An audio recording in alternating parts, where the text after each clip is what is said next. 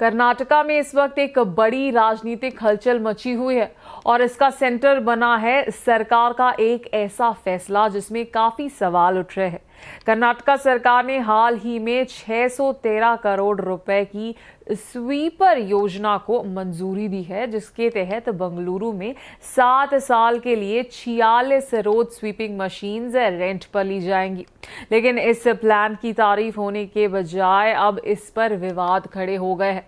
BJP ने इस फैसले का जोरदार विरोध किया है और सरकार पर फाइनेंशियल इर्रेगुलरिटीज के भारी आरोप लगाए हैं। बीजेपी एमपी शोभा करंदलाजे ने सोशल मीडिया प्लेटफॉर्म एक्स पर क्लेम किया है कि इस प्रोजेक्ट के पीछे की मैथ बिल्कुल मैच नहीं करती। उनका कहना है कि कांग्रेस सरकार के दिए गए नंबर्स बढ़ चढ़कर बताए गए हैं और काफी क्वेश्चनेबल लगते हैं।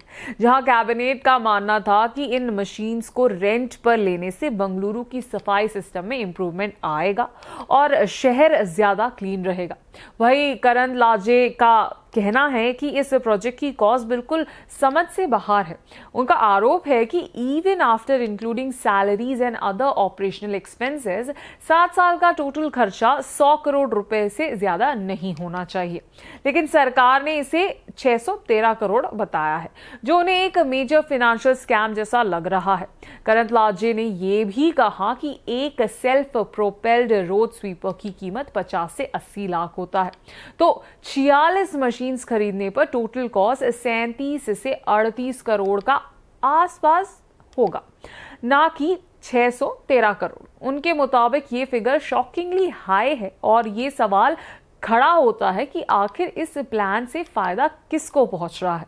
दूसरी तरफ कांग्रेस सरकार इन आरोपों को इररिस्पॉन्सिबल बता रही है। मीडिया से बात करते हुए कांग्रेस स्पोक्सपर्सन आइवन डिसूजा ने कहा कि शोभा करंदलाजे एक सेंट्रल मिनिस्टर है और बंगलुरु का रिप्रेजेंटेशन करती है, इसलिए उन्हें पब्लिक में आरोप लगाने से पहले फैक्ट्स को वेरीफाई करना चाहिए। उनका कहना था अगर उन्हें लगता है कि डील ठीक नहीं है तो वो इसे फॉर्मली सरकार के सामने रख सकती है। सोशल मीडिया पर ऐसे एलिगेशंस लगाने की कोई जरूरत नहीं है। डिसूजा ने यह भी कहा कि सरकार का एक ही ऑब्जेक्टिव है, बंगलुरु को क्लीन रखना। बंगलुरु को गार्डन सिटी कहा जाता है और सफाई मेंटेन करना सरकार की प्रायोरिटी है। उन्होंने ये भी कहा कि नए प्रोजेक्ट्स, चाहे वो टनल रोड हो या स्वीपिंग मशीन्स, शुरुआत में हमेशा क्रिटिसिज्म फेस करते हैं, लेकिन इनका फाइनल एम शहर की बेहतरी होता है। लेकिन बीजेपी पीछे हटने को तैयार नहीं है। करंदलाजे का ये कहना है कि मशीन्स की एक्चुअल कॉस्ट और ऑपरेशनल एक्सपेंस को ऐड करने के बाद भी 613 करोड़ का फिगर कहीं से जस्टिफाई नहीं होता है। उनका आरोप है कि कॉस्ट को कई गुना बढ़ाकर दिखाया गया है और सरकार इसे क्यों इन्फ्लेट कर रही है, ये भी एक बड़ा सवाल है।